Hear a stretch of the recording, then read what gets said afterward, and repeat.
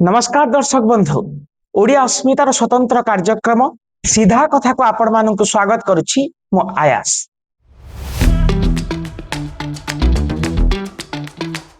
दर्शक बंधु वर्तमान कली युग चली ना अच्छी मथुरा ना अच्छी गोप ना अच्छी महाराज कंस ना अच्छी मध्य कृष्ण किंतु किछि चरित्र अछंती किछि अभिनेता अछंती जो माने वर्तमान समय रे मथुरा को रूपायन करि पारंती गोपपुर को रूपायन करि पारंती निज अभिनय माध्यम रे चरित्र निखुड़ प्रदर्शन माध्यम रे कंस भूमिका रे कृष्ण भूमिका रे एमिति विभिन्न भूमिका रे अवतीर्ण होई पारंती। सेही क्रम रे आज आम सहित संयुक्त होइचंती कोनसी नेता की मंत्री नहंती आज्ञा शासन के प्रशासन नहंती स्वयं राजाधिराज मथुराधिपति प्रबल पराक्रमी अद्वितीय योद्धा महाराज कंस आसंतु तांको स्वागत करिबा ओडिया अस्मिता को। महाराज प्रणाम आपनको ओडिया अस्मिता को स्वागत करूछु। ओडिया अस्मिता को समस्त दर्शक मान को स्वागत। महाराज वर्तमान शासन केमिति चलीछि? बहुत सुंदर। प्रजा माने आनंदित अछंती तो निश्चय जो जगह रे यथा राजा तथा प्रजा आज्ञा राजा यदि ठीक रहे प्रजा माने निश्चय भाव रे सुरक्षा रहिबे ये होछि त्रिभुवन विजयी वीरकंसासुरर वार्ता। महाराज आपण होचंती शिवंकर भक्त देवदेव महादेवंकर भक्त तेणु आजिर कार्यक्रम आरंभ करिबा गोटे शिव स्तुति रो जटावली गल जल प्रवाह वितस्तरे गल गल भुजंग तुंग भागम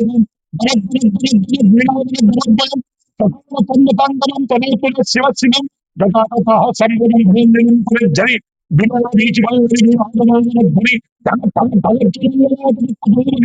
किशोर चंद्रशेखर रति प्रतिक्षण मम धर्म धरंदरंदि विलास बंधु स्फुर दिगंत संतति प्रबोधनामसे कृपा पदक्ष भैरवि निरुद्ध धर्मदि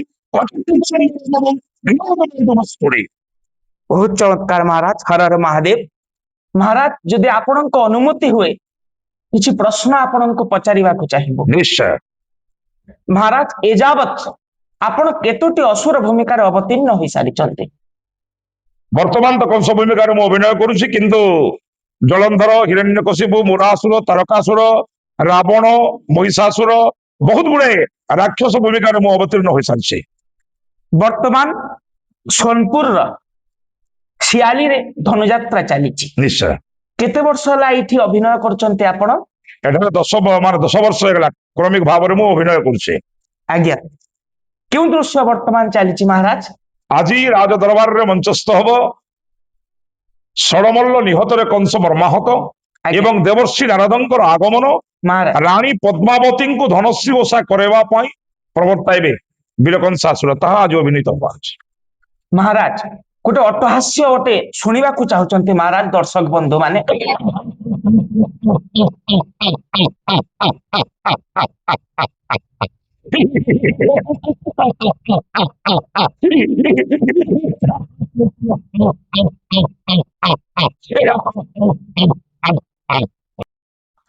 बहुत सुंदर। महाराज आपण कहूतिले आज जो दृश्य मंचस्थ होबाकू जाउची धनश्री ओषा से संपर्क रे आपण कोन कहबा को चाहिबे महाराज? धनश्री ओषा ये नारी माने करंती स्वामी मानकर जश एवं आयुष वृद्धि पाए महाराज ताहा धनश्री ओषा नाम रे विख्यात अछि। महाराज विभिन्न जगह धन्वंतरी ओषा बोली कहितांती किंतु आपण वर्तमान कहले धनश्री ओषा धन्वंतरी ना धनश्री? देखंतु प्रकृत रे शास्त्र अनुसार धनश्री धन्वंतरी बोली हमें तो कोनसी जगह रे पढि नाउ जदि माने शास्त्र अनेक अछि महाराज विज्ञ अनेक अछंती धन्वंतरी मध्य होई पारे किंतु मोर मतरे धन्वंतरी नहे ता होची धनश्री ओषा। महाराज महाराज अनेक कहंती महाराज कंस होचंती क्रूर निष्ठुर किंतु महाराज महाराज कंसंकर अनेक पदक्षेप जनहितैषी प्रजा मानकर मंगल पाई तेणु कहीं महाराज अनेक कहंती महाराज कंसन को क्रूर बोली। निश्चय वीरकंसासुर हेउचंती क्रूर किंतु द्वापर युगरे वीरकंसासुर न्याय शास्त्र अध्ययन करथिले महाराज तेणु न्याय देवा पाई जहां उपयुक्त ताहा क्रूर होई समाधान करे वीरकंसासुर। महाराज प्रजा को उत्तम कथन देवा पाई ଏବଂ ପ୍ରଜାମାନଙ୍କର ମଙ୍ଗଳ ପାଇଁ ଯଦି କ୍ରୂର ମଧ୍ୟ ଉଚ୍ଚାରଣ କରାଯାଏ ମହାରାଜ ତାହା ପ୍ରଜାମାନଙ୍କର ହିତ ପାଇଁ ଯଦି ହୋଇଥାଏ ତାହା ଉଚିତ ପଦକ୍ଷେପଟେ। ସେଇଥିପାଇଁ ବୀର କଂସାସୁର କ୍ରୂର ମଧ୍ୟ ହୋଇଥାଏ। ମହାରାଜ ଆମେ ଦେଖୁ ମହାରାଜ ଧନୁଯାତ୍ରା ସମୟରେ ମହାରାଜ କଂସ ତପସ୍ୟା କରନ୍ତି ଶିବଙ୍କୁ ଏବଂ ରୌଦ୍ରଶୂଳ ପ୍ରାପ୍ତ କରନ୍ତି। ୟାର କଣ ଭୂମିକା ରହିଛି ଧନୁଯାତ୍ରା ସହିତ? ରୁଦ୍ରଶୂଳ ପ୍ରାପ୍ତ କରିବାର ଭୂମିକା ହେଲା ଯେ ଦେବର୍ଷି ନାରଦଙ୍କର ପରାମର୍ଶ କ୍ରମେ ବୀର କଂସାସୁର ଦେବଦେବ ମହାଦେବଙ୍କୁ ତପସ୍ୟା କରି ରୁଦ୍ରଶୂଳ ପ୍ରାପ୍ତ କରିଛନ୍ତି ମହାରାଜ ଏବଂ ରୁଦ୍ରଶୂଳରେ କୃଷ୍ଣ ବଳରାମ ଉପସ୍ଥିତ ହେଲେ ମଥୁରା ମାଟିରେ ମହାରାଜ ବଧିବା ପାଇଁ ପ୍ରୟାସ କରିବେ ବୋଲି ବୀର କଂସାସୁର ମନରେ ଭାବିଥାନ୍ତି। ମହାରାଜ କିନ୍ତୁ ଦେବଦେବ ମହାଦେବ ସଚେତନ କରିଛନ୍ତି ବୀର କଂସାସୁରେ ମହାରାଜ ଯେତେ ଦିନ ପର୍ଯ୍ୟନ୍ତ ସତ୍ମାର୍ଗରେ ପ୍ରୟୋଗ କରିବୁ ରୁଦ୍ରଶୂଳ ମହାରାଜ ସେତେ ଦିନ ପର୍ଯ୍ୟନ୍ତ ରହିବ ତୋହରି ପାଖରେ। ଅସତ୍ ମାର୍ଗରେ କରିଲେ ପ୍ରୟୋଗ ପ୍ରତ୍ୟାବର୍ତ୍ତନ କରିବ ମୋରି ହସ୍ତ। ମହାରାଜ ମହାରାଜ ଶିବ ଧନୁକୁ ଆସିକି କୃଷ୍ଣ ବଳରାମ ଯେତେବେଳେ ପ୍ରାରମ୍ଭିକ ପର୍ଯ୍ୟାୟରେ ଆସୁଛନ୍ତି ଶିବ ଧନୁକୁ ଭଙ୍ଗ କରୁଛନ୍ତି। ତ ଶିବ ଧନୁର କଣ ଭୂମିକା ରହିଛି? ଧନୁଯାତ୍ରାର ମୁଖ୍ୟ ହେଲା ଶିବ ଧନୁ। ମହାରାଜ କାରଣ କଂସର ସମସ୍ତ ଶକ୍ତି ଶିବ ଧନୁ ଠାରେ ଥିଲା। ଆଜ୍ଞା ଯାହା ବୀର ପରଶୁରାମ କଂସାସୁରକୁ କହିଛନ୍ତି ଯେଉଁଦିନ ଶିବ ଧନୁ ମଥୁରା ମାଟିରେ ଭଗ୍ନ ହବ ସେଇଦିନ ତୋର ଅନ୍ତିମ ସମୟ ଆସିବ। ବୀର ମହାରାଜ କଂସାସୁରକୁ ସେ ଚେତାବନୀ ଦେଇଛନ୍ତି। ମହାରାଜ ଯେତେବେଳେ ଶିବ ଧନୁ ଭଗ୍ନ ହେଇଛି କଂସର ଶରୀର ଦୁର୍ବଳ ହୋଇଯାଇଛି ଅର୍ଥାତ୍ ଶିବ ଧନୁରେ କଂସାସୁରର ପ୍ରାଣ ରହିଥିଲା।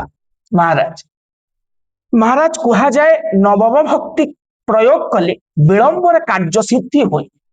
ତେଣୁ ଦଶମ ଭକ୍ତିକୁ ପ୍ରୟୋଗ କରାଯାଉଛି। ଭକ୍ତି ଦଶମ ଅଛି ମୁଁ ତ ଏଯାଏ ଜାଣିନାହିଁ। କିନ୍ତୁ ମହାରାଜ ଅନେକ କୁହନ୍ତି ଦଶମ ଭକ୍ତି ବୈରୀ ଭକ୍ତି ବୋଲି। ଏ ବିଷୟରେ ଆପଣ କଣ କହିବାକୁ ଚାହିଁବେ? ବୈରୀ କଣ ଭକ୍ତି କି? ଭକ୍ତି 9 ଭାଗରେ ବିଭକ୍ତ କରାଯାଇଛି।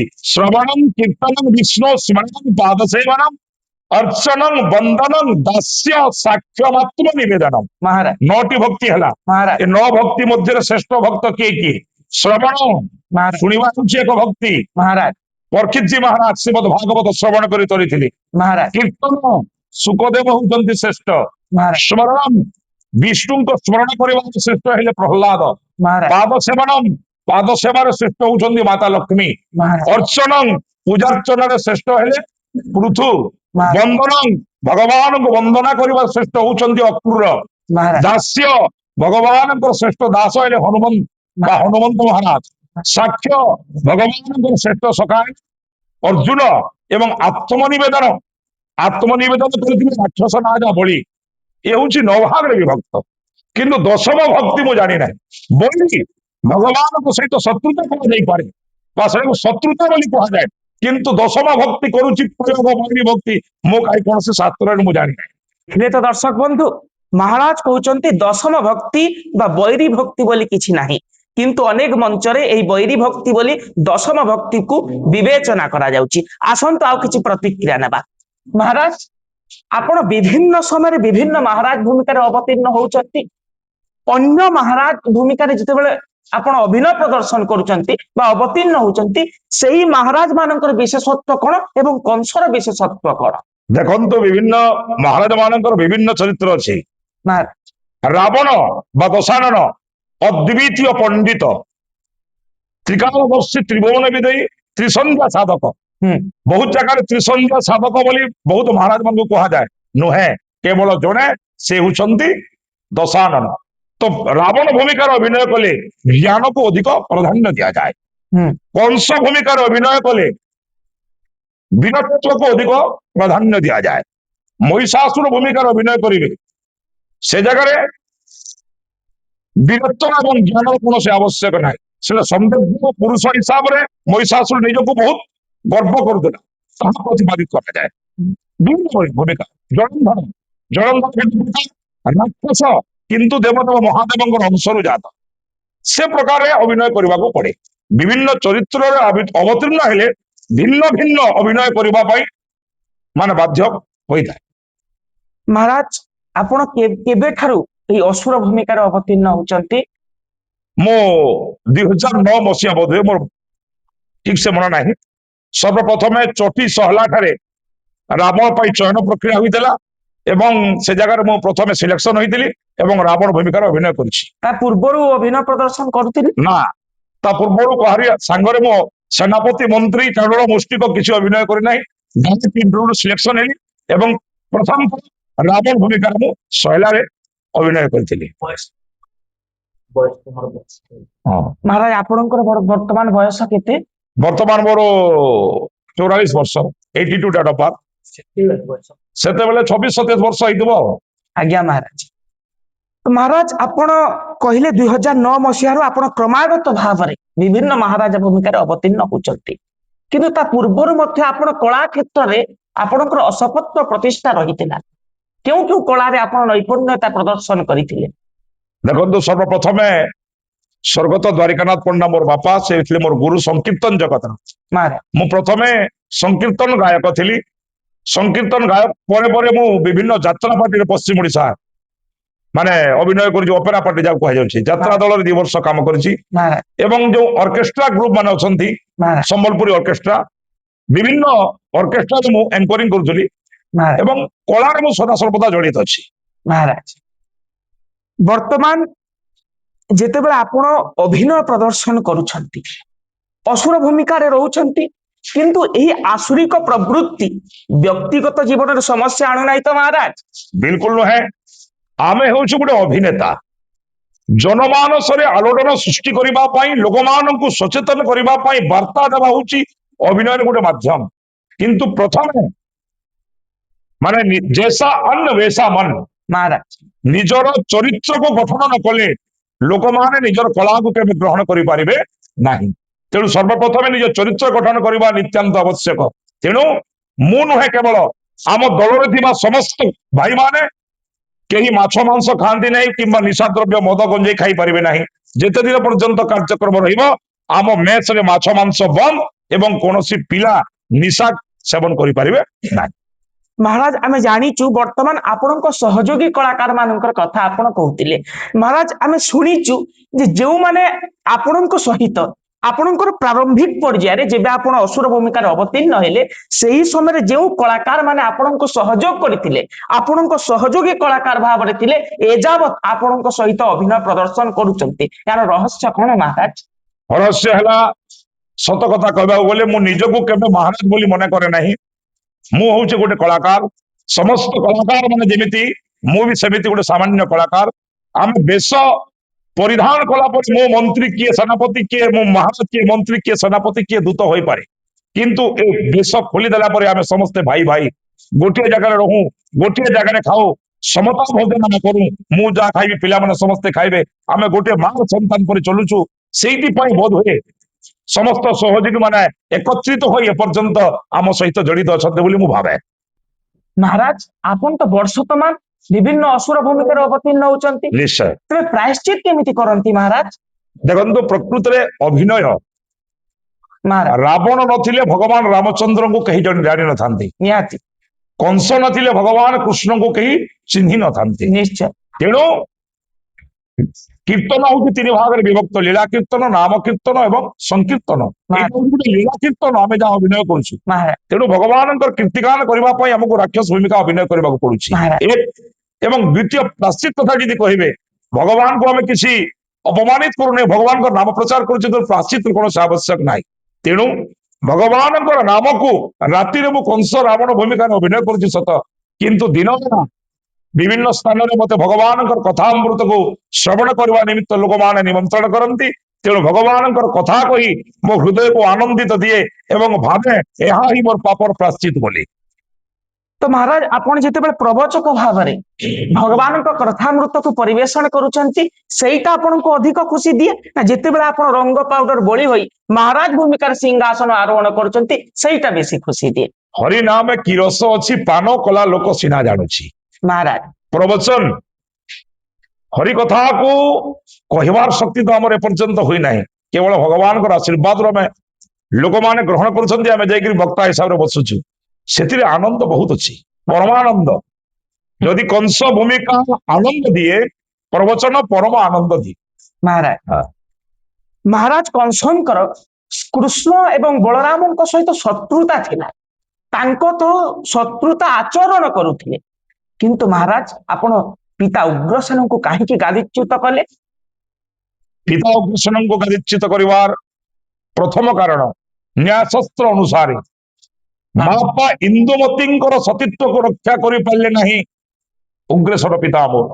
ଯେଉଁ ରାଜା ନିଜ ରାଜ୍ୟର ସୁରକ୍ଷା ଦେଇ ମାନେ ନିଜ ପତ୍ନୀର ସୁରକ୍ଷା ଦେଇ ପାରିଲା ନାହିଁ, ଏଡେ ବଡ ରାଜ୍ୟର ସୁରକ୍ଷା ଦେବ କେମିତି? ସେଇ ଦୃଷ୍ଟିରୁ ଗାଦିଚ୍ୟୁତ କରାଇ ସ୍ୱୟଂ ନିଜେ ସିଂହାସନ କଲି ଆରୋହଣ। ଏକ ଆଧ୍ୟାତ୍ମିକ ଦୃଷ୍ଟିରୁ କଂସ ଜାଣିଛି ସ୍ୱୟଂ ନାରାୟଣ ହେଉଛନ୍ତି ଦେବକୀ ଗର୍ଭର ଅଷ୍ଟମ ସନ୍ତାନ, ତେଣୁ ପାପ ଚକ୍ଷୁରେ ଦର୍ଶନ କରି ନିଶ୍ଚୟ ତ୍ରାହି ପାଇବ ଦ୍ୱାପର ଯୁଗରୁ। କିନ୍ତୁ ପିତା ମାତା ଠାରୁ ବଡ ଦେବତାକେ ସ୍ୱର୍ଗରାଇଲେ ନାହିଁ, ମହାରାଜ ତାଙ୍କରି ଆଶିଷ ସହାୟକ ଆସିନା ବିପଦ କରିବା ପାଇଁ। ମହାରାଜ ତେଣୁ ପିତା କିପରି ଭାବରେ ମୁକ୍ତି ପାଇବେ ଭଗବାନଙ୍କୁ ଦର୍ଶନ କରିବେ। ମହାରାଜ ତେଣୁ ବନ୍ଦୀଗୃହରେ ଯଦି କୋଟୱାଲ ନିଯୁକ୍ତି କରାଯାଏ, ମୋର ପିତା ଉଗ୍ରସେନ ସ୍ୱୟଂ ନାରାୟଣଙ୍କୁ ଦର୍ଶନ କରିବେ, ସେଇ ଉଦ୍ଦେଶ୍ୟରେ ମୁଁ କୋଟୱାଳ ପଦବୀରେ ନିଯୁକ୍ତି କରିଥିଲି। ମହାରାଜ ମହାରାଜ ଆପଣଙ୍କର ଗୋଟେ ପସନ୍ଦାର ସଂଳାପ ଦର୍ଶକ ମାନଙ୍କ ଉଦ୍ଦେଶ୍ୟରେ ପରିବେଷଣ କରନ୍ତୁ ମହାରାଜ। ଦେଖନ୍ତୁ ପସନ୍ଦାର ମୋର ତ କିଛି ନାହିଁ, କାରଣ ଆମେ ସଂଳାପ ଯୋଉ ପରିବେଷଣ କରୁଛୁ ମହାରାଜ କିଛି ଲେଖା ଆମର ନାହିଁ, ଲିଖିତ ନାହିଁ। ମହାରାଜ ସିଚୁଏସନ ଦିଆଯାଉ, କୋଉ ଜାଗାରୁ କହିବି କୁହ, ସେଥିରୁ ମୁଁ ସଂଳାପ ପରିବେଷଣ କରିବି। ମହାରାଜ ଭାବି ନିଅନ୍ତୁ ମାନ୍ୟବର ମୁଖ୍ୟମନ୍ତ୍ରୀ ଆପଣଙ୍କର ମଞ୍ଚ ମଣ୍ଡନ କରିଛନ୍ତି ଅତିଥି ଭାବରେ, ତାଙ୍କୁ କିଭଳି ଭାବରେ ସମ୍ବୋଧିତ କରିବେ ଏବଂ ସମ୍ବର୍ଦ୍ଧିତ କରିବେ ସଂଳାପ ମାଧ୍ୟମରେ ଦର୍ଶକ ମାନଙ୍କୁ ଜଣେଇବେ। ଧନ୍ୟ ଧନ୍ୟ ହେଲା ବିଜୟ କଂସାସୁର ଏ ଧର୍ମରେ ଉପସ୍ଥିତ ହୋଇଛନ୍ତି ଓଡ଼ିଶାର ମୁଖ୍ୟମନ୍ତ୍ରୀ, ଯାହାକୁ କଳିଙ୍ଗ ସମ୍ରାଟରେ ରକ୍ଷା ଦିଆଯାଏ ଏ ଧର୍ମରେ। ଯାହା ବିଜୟ କଂସାସୁର ଆବଶ୍ୟକ ପ୍ରତ୍ୟାଖ୍ୟାନ କରିବାର ସାହସ ନାହିଁ କାହାରି ଧର୍ମରେ। ତେଣୁ ମୋରି ନିର୍ଦ୍ଦେଶରେ ଉପସ୍ଥିତ ହୋଇଛନ୍ତି ମାନ୍ୟବର ମୁଖ୍ୟମନ୍ତ୍ରୀ। ତେଣୁ ଦେଶ ସଫଳ ଉପସ୍ଥିତ ରାଜଭବନରେ ସିଂହାସନ ଅଧିକାର କରିବାର ବ୍ୟବସ୍ଥା କରାଯାଏ। ଏ ହେଉଛି ଆଦେଶ। ବହୁତ ସୁନ୍ଦର ମହାରାଜ। ମହାରାଜ କଂସ ଏବଂ କୃଷ୍ଣ ଶବ୍ଦର ଅର୍ଥ କଣ? କଂସ କଂସ ଶବ୍ଦର ଅର୍ଥ ହେଲା ଅତ୍ୟାଚାର। ଅତ୍ୟାଚାର କରିଥିବା ହେତୁ କଂସ ବୋଲି ନାମିତ କରାଯାଇଥିଲା। ଏବଂ କୃଷ୍ଣ ଆମକୁ ସୟତେ ଇତି କୃଷ୍ଣ, ଯିଏ ସମସ୍ତଙ୍କୁ ଆକର୍ଷଣ କରିପାରନ୍ତି ସେ ହେଉଛନ୍ତି କୃଷ୍ଣ। କଷ୍ଟରୁ ତାରଣ କରନ୍ତି ବୋଲି କୃଷ୍ଣ କାହିଁ ମୁଁ ତ ଜାଣି ନାହିଁ, ବହୁତ ଲୋକ କହୁଛନ୍ତି। ମହାରାଜ ଏବଂ କର୍ମର ଏକ ଅଂଶ ବୋଲି କଂସ ବି କହୁଛନ୍ତି, ମୁଁ କାହିଁ କୌଣସି ପୁରାଣରେ ନାହିଁ। ବିଭିନ୍ନ ପୁରାଣରେ ବିଭିନ୍ନ ଲୋକ ଲେଖିଛନ୍ତି ଥାଇପାରେ, କିନ୍ତୁ ମୋ ହିସାବରେ କଂସ ଶବ୍ଦର ଅର୍ଥ ହେଲା ଅତ୍ୟାଚାର ଏବଂ କୃଷ୍ଣ ଶବ୍ଦର ଆକ୍ଷରିକ ଅର୍ଥ ହେଲା ଆମକୁ ସୟତେ ଇତି କୃଷ୍ଣ, ରାଧା ଇତି ରାଧା, ନନ୍ଦ ଇତି ନନ୍ଦ, ସଯଶୋଦା। ନାମର ମାହାତ୍ମ୍ୟ ନିଶ୍ଚୟ ଭାବରେ ଅଛି। ବହୁତ ସୁନ୍ଦର ମହାରାଜ। ଏହି ଧନୁଯାତ୍ରା ବିଭିନ୍ନ ସ୍ଥାନରେ ମଞ୍ଚସ୍ଥ ହଉଛି, ଲୋକାଦୃତି ମଧ୍ୟ ଅର୍ଜନ କରୁଛି। ତେଣୁ ଏହାର ପ୍ରାସଙ୍ଗିକତା ଏକବିଂଶ ଶତାବ୍ଦୀରେ କଣ ହୋଇପାରେ? ନିଶ୍ଚୟ ଭାବରେ କଂସ ହେଉଛି ଏପରି ଏକ ଚରିତ୍ର ଜନମାନସରେ କ୍ରୂର ହୋଇପାରେ, ମହାରାଜ କିନ୍ତୁ ମଞ୍ଚ ଉପରେ ବିଭିନ୍ନ ରାଜନେତା ଠାରୁ ଆରମ୍ଭ କରି ବିଭିନ୍ନ ଅତିଥି ମାନଙ୍କୁ ସେ ଉପଯୁକ୍ତ ସଂସ୍କାର ଦେବା ପାଇଁ ଚେଷ୍ଟା କରେ ଏବଂ ସମାଜ ସୁଧାରିବା ପାଇଁ ଚେଷ୍ଟା କରେ। ତେଣୁ ଲୋକମାନଙ୍କ ମଧ୍ୟରେ ସଚେତନ ସୃଷ୍ଟି କରିବା ତଥା ଲୋକମାନଙ୍କ ମଧ୍ୟରେ ଆନ୍ତରିକତାକୁ ବାନ୍ଧି ଯିବା ଏକ ପ୍ରତୀକ ବିଧ୍ୱଂସାସୁର କହିଲେ କୌଣସି ଉକ୍ତି ହେବ ନାହିଁ। ମହାରାଜ ଚଳିତ ବର୍ଷ ବିଶ୍ୱ ପ୍ରସିଦ୍ଧ ବରଗଡ଼ ଧନୁଯାତ୍ରାର ଚୟନ ପ୍ରକ୍ରିୟାରେ ଆପଣ ଅଂଶଗ୍ରହଣ କରିଥିଲେ ଏବଂ କିଛି ଦିନ ତଳେ ଧନୁଯାତ୍ରା ସମାପିତ ମଧ୍ୟ ହୋଇଛି, 78ତମ ଧନୁଯାତ୍ରା। ତେଣୁ ସେ ବିଷୟରେ କିଛି ଟିପ୍ପଣୀ ରଖିବାକୁ ଯଦି ଚାହିଁବେ। ନା, ଯାହା ବି ହେଇଛି ଠିକ ହେଇଛି, କାରଣ ବିଶ୍ୱ ପ୍ରସିଦ୍ଧ ଧନୁଯାତ୍ରା ତାହା। ମହାରାଜ ଚୟନକର୍ତ୍ତା ମାନଙ୍କୁ ମଧ୍ୟ ମୋର ବହୁତ ବହୁତ ପ୍ରଣାମ। ମହାରାଜ ସେମାନେ ଯାହାକୁ ବି ଚୟନ କରିଛନ୍ତି ଠିକ କରିଛନ୍ତି, କୌଣସି ତ୍ରୁଟି ନାହିଁ। ମହାରାଜ ତେଣୁ ସେଟା ବରଗଡ଼, ମହାରାଜ ଆମେ ଆଞ୍ଚଳିକ ଧନୁଯାତ୍ରା କରୁଛୁ। ମହାରାଜ ବରଗଡ଼ର କଣ ଅଛି କଣ ନା ଆମେ ସେତେ ଭିତରକୁ ଆମେ ଯାଇପାରିବୁ ନାହିଁ। ମହାରାଜ ତେଣୁ ଯାହା ବି ହେଇଛି ଠିକ ହେଇଛି ଏବଂ ଆଗକୁ ବି ଯାହା ହବ ଠିକ ହବ। ମହାରାଜ ମହାରାଜ ଆମେ ଜାଣିଛୁ ପୁରାଣ ଅନୁସାରେ ଯେତେବେଳେ କୃଷ୍ଣକୁ କଂସାସୁର ବା ମହାରାଜ କଂସ ସନ୍ଦର୍ଶନ କରିଛନ୍ତି, ଦର୍ଶନ କରିଲା ମାତ୍ର ତ ତାଙ୍କର ମୃତ୍ୟୁ ହୋଇଯାଇ ଯିବା କଥା, କିନ୍ତୁ ଆମେ ଯେତେବେଳେ ଲୋକନାଟ୍ୟ ପରମ୍ପରାରେ ପରିବେଷିତ କରୁଛୁ, ଦୁଇ ଜଣଙ୍କ ଭିତରେ ତୁମୁଳ ସଂଗ୍ରାମ ହଉଛି। ନିଶ୍ଚୟ ଭାବରେ ପ୍ରକୃତ ଦେଖନ୍ତୁ ଦ୍ୱାପର ଯୁଗରେ ଭଗବାନ ଶ୍ରୀକୃଷ୍ଣଙ୍କୁ କଂସ ଯେତେବେଳେ ଚାହିଁ ଦେଇଛି महाराज ଚକ୍ଷୁର ମିଳନ ଚାରୁ ଚକ୍ଷୁର ମିଳନ ହେଲା ପରେ କଂସର ପିଣ୍ଡରୁ ପ୍ରାଣ ଛାଡି ଯାଇଛି महाराज କିନ୍ତୁ ଲୋକମାନଙ୍କୁ ଆକର୍ଷିତ କରିବା ପାଇଁ ଯୁଦ୍ଧ କରାଯାଉଛି ଏବଂ ଭାଗବତରେ ମଧ୍ୟ ବର୍ଣ୍ଣନା କରାଯାଇଛି ଯୁଦ୍ଧ କିଛି ପରିମାଣରେ महाराज ସେଇଥିପାଇଁ କରାଯାଇଛି ଆପଣ ଆମର ଅନ୍ତିମ ଦୃଶ୍ୟ ବୋଧେ କେବେ ଦେଖି ନାହାନ୍ତି ଆମେ ଅନ୍ତିମ ଦୃଶ୍ୟରେ ଭାଗବତର ପଦ ମଧ୍ୟ ଦଉ महाराज ଚକ୍ଷୁର ବାଟେ ପ୍ରାଣ ଗଲା କୃଷ୍ଣଙ୍କ ଶରୀରରେ ମିଶିଲା ଏଇଟା ଆମେ ଭାଗବତ ମଧ୍ୟ ଦଉଛୁ महाराज दयाकरी दर्शक मानक से अंतिम दृश्य समय सरी सरी आसुची अंतिम पर्याय को जीवा एवं अंतिम दृश्य रे समापित करवा कार्यक्रम को जाने प्रभु आज त्रिभुवन विराम साक्षी होई अछि धन्य धन्य हंसनी की बातें सुनामी आज मथुराରେ उपस्थित ହୋଇଛନ୍ତି ସ୍ୱୟଂ ନାରାୟଣ हे बंशीधारी हे भवभूति हे पुराणसुंदरी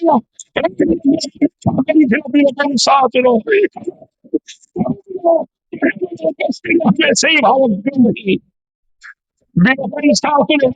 পুত্র আদি উপস্থিত হয়েছেন মথুরা মাটিরে এই রূপকে দর্শন করিবা লক্ষ লক্ষ বর্ষ পর্যন্ত মনে রুচি মানে পশ্চাৎ দৃশ্যপূর্ণ